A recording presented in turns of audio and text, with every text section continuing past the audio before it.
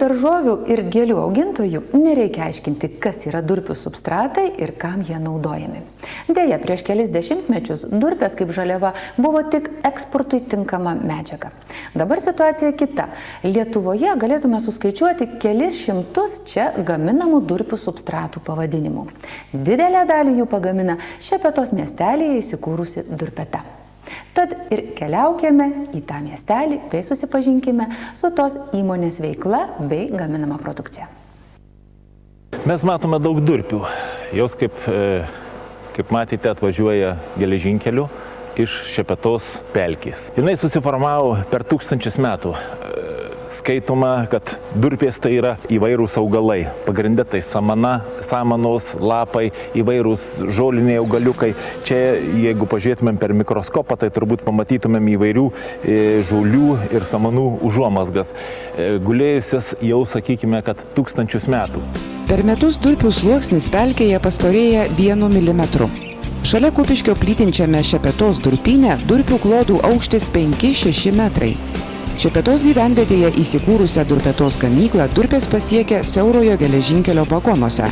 Čia jos iškraunamos ir išsijojamos. Čia matote tokį didelį rėtį. Mes jį vadiname sietu, kuris visas natūralias durpes sijoja į 4 skirtingų matmenų durpių frakcijas. Tiesiog kiekvienas augalas reikalauja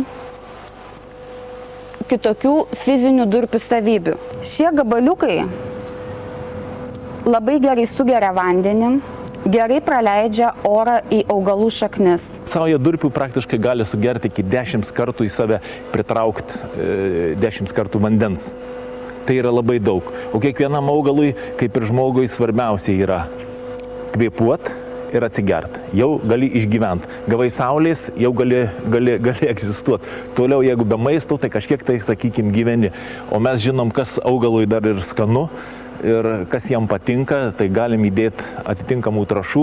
Ir kaip pamatysi toliau, turim kelius šimtus receptų, kiekvienam augalui skirtingus trąšas naudojam, skirtingų frakcijų durpes, vienur senesnės, kitur jaunesnės. Didžiąją dalį Durpetos gaminamos produkcijos sudaro augalininkystei skirtos natūralios fasuotos durpės ir durpių substratai. Pastarųjų įmonė gamina virš 300 rūšių. Įmonės specialistai tikina, kad durpių substratai geriausias gruntas daugeliui gėlių ir daržovių augti. Mes jau beveik 20 metų dirbam su tais substratais ir skaitom, kad mes dalinai prisidėjom prie to auklėjimo darbo, kad išauklėjom augintoją, kad jam reikia ne žemėje auginti, bet substratę. Kas pabandė mūsų substratę pasodinti ar pomidorą ar papriką, tikrai kitais metais nebesodina į žemę. Ir jūs tikrai nerasit Kėdainiuose nei vieno šiltnamio, kuris, kaip jūs sakote, į žemę būtų pasodinęs savo agurką ar pomidorą. Tikrai nei vienas. Tegul ne mūsų substratė, kitame substratė, bet jie agurkus ar pomidorus tikrai augina substratę. Mes turime aplamai apie virš 300 įvairių substratų rūšių, receptų. Tai substratai, kurie yra pagaminti pagal atskirų profesionalų užsakymus arba paruošti mūsų pačių specialistų. Ir į ką norėčiau atkreipti dėmesį, renkantis substratą. Tarkim, pas mus čia yra universalus substratas ir yra ženkliukai, kad jis yra padarytas iš grynos durpės, taip pat, kad yra dėtas vandens geriamumą skatinantis Fibazorb skystis. Tai jis yra skirtas tam, kad vanduo tiesiog gražiai susigertų į durpę, į tą substratą. Augalas galbūt nemoka kalbėti, mes pasakom, kad mums čia pipirų trūksta, čia druskos, čia truputį per saldu, čia per rūgštų. Augalas kalbėti nemoka, o mes pasikalbam su specialistais ir kiekvienas patarė, ko tam augalui reikia, kad jam būtų skanu. Ir kiekvienam augalui parenkam atitinkamą terpę. Ir už tai tiek daug tų pavadinimų yra substratų ir kiekvienam augalui yra parinkta atitinkama terpė, kad jis galėtų palankiai augti. Jeigu jūs norit užsiauginti vienokį ar kitokį augalą, persisodinti augalą, kažką tai su juo padaryti, tai jūs pirmiausia pasiskaitykit, ką tas augalas mėgsta, ko jam reikia. Galbūt jam reikia rūgščios dirvos, tada atitinkamai ir substratas turėtų būti ar tai spygliuočiam, ar tai rododendram azalijom. Galbūt jam kaip tik reikia, kad substratas būtų laidesnis orui ir ilgesniam laikui. Tada į tokius substratus mes galim įdėti ir, tarkim, trąšų, kurių tirpimo laikas yra 6 ar daugiau mėnesių. Durpių substratų gamintojai sako, kad svarbu ne tik tinkamai parinkti trąšas ar grunto rūgštingumą. Nemažiau svarbu, kokiose durpėse auga augalai. Skiriasi ne tik durpių spalva ir dydis. Skirtingomis savybėmis pasižymi ir įvairaus amžiaus durpės. Čia matome juodas durpes, matome keletą rūšių šviesių durpių. Bet tai yra tik spalva. Iš tiesų, šių durpių esminis skirtumas yra jų skaidos laipsnis. Šitos durpės yra turinčios žymiai didesnį skaidos laipsnį, skiriasi šitų durpių fizinės cheminės savybės. Skaidos laipsnis tai yra praktiškai durpių amžius. Kuo jaunesnė durpiai, tuo jinai yra šviesesnė, tuo jinai yra rūgštesnė, tuo geriau, sakykime, kimba šaknys, tuo geriau praeina oras, tuo jinai yra vertingesnė. Šiuose stambios struktūros durpėse augalų šaknis gauna oro ir iš tiesų tai yra panaudojama ilgai augančių augalų auginimui. Šiuose lietuviškose durpėse Gvadelupėje auga bananai. Šiuose durpėse Meksikoje auginamos palmės. Senos durpės tai vėlgi yra sterilus gruntas. Yra sterilus gruntas, tai ne tai, kad iš kurmiaros jau parausta dobelė, kur yra įvairių, sakykime, gali būti parazitų.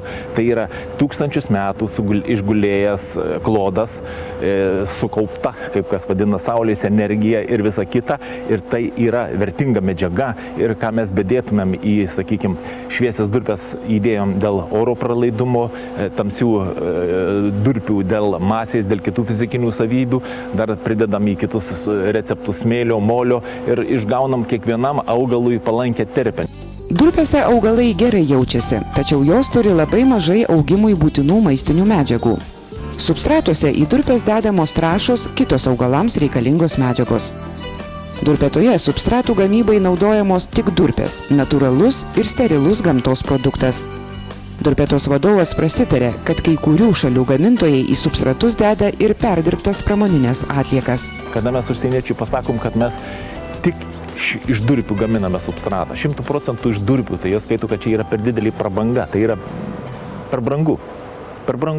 Bet mes esam durpininkai ir Šepetos klode, jeigu imant mūsų unikalumas dar yra tame, kad turim ir šviesių, ir tamsių durpių, kaip matyt pavyzdžiuose, tai mes galim išgauti visą gamą, visus receptus, būtent iš durpių ir nereikia maišyti jokių atliekų. Pasirinkimas parduotuvėse iš tikrųjų yra didelis, maišeliai spalvoti, gražūs.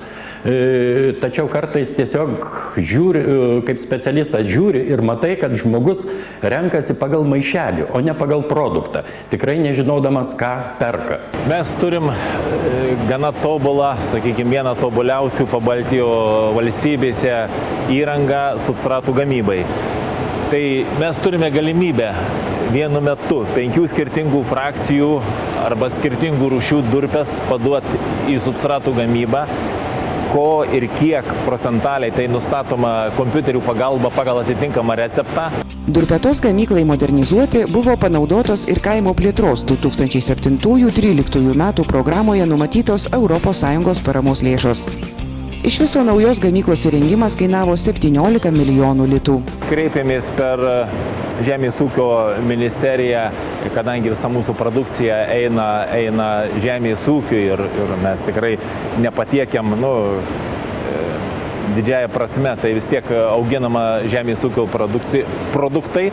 Per Žemės ūkio ministeriją kreipėmės dėl europinių pinigų ir šiek tiek jų gavome, bet tai pagal tą programą, ką mes galėjome įeiti, tai čia tikrai labai maža dalis tų visų mūsų investicijų, bet vis tiek Europa prisidėjo prie mūsų šitų įrengimų įsigijimo, tobulinimo ir jų dėka dabar, kaip matote, turim tikrai šiuolaikinį ir ir naują fabriką.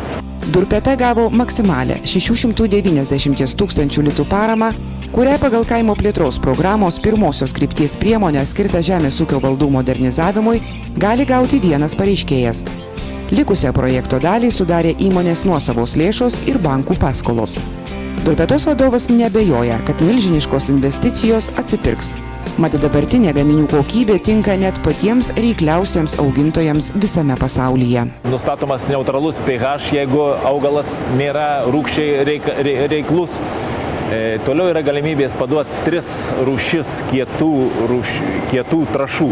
Tai yra 3 rūšių kietas trąšas vienu metu galime paduoti su paklaida iki 2% ir su dozavimu ten, sakykime, iki 10 mg į kubinį metrą. Vėliau galime paduoti molį, perlitą arba smėlį ir 2 rūšių skystas trąšas. Gaminame kaip vaistus ir kiekvienam augalui pritaikom atitinkamą receptą, atitinkamų rūšių durpes ir patiekiam, kad augalui patiktų tai, kas jiem yra skanu, kaip sakiau. Jūs turėtumėt tiesiog stebėti, kaip tas augalas jaučiasi, kaip jisai gyvena. Ir pats geriausias būdas tai pamatyti yra pasižiūrėti į augalo šaknis. Vat matom, gražios baltos šaknis, puikiai susiformavę. Pirmiausiai reiktų atkreipti dėmesį į tai, kokiam augalui skirtas substratas. Kiekvienas augalas turi skirtingų poreikių. Todėl durpetos specialistai pataria renkantis substratus pirmiausiai paieškoti būtent tiems augalams skirtų, o neradus specifinio naudoti universalų. Taip pat nedera sodinti augalų į ką tik iš maišelio išimtą substratą. Jį patartina pravėdinti, permaišyti ir šiek tiek sudrėkinti. Ne vienam svarbu ir tai, kad kaimo plėtros programoje numatyta ES parama skirta gamybos modernizavimui, Durpetos įmonė panaudojo ir tam, kad gamintų ekologiniai žemdirbystei skirtus durpių substratus. Tiek tad žinių ir naujienų šioje laidoje. Triūsiantiems sode darže gėlyne smagaus darbo, o kitiems linkiu puikiai praleisti laiką gamtoje. Iki pasimatymo, kaip visada, po savaitės. Europa investuoja į kaimo vietovės. Projektą remia Europos žemės ūkio fondas kaimo plėtrai ir Lietuvos Respublikos žemės ūkio ministerija.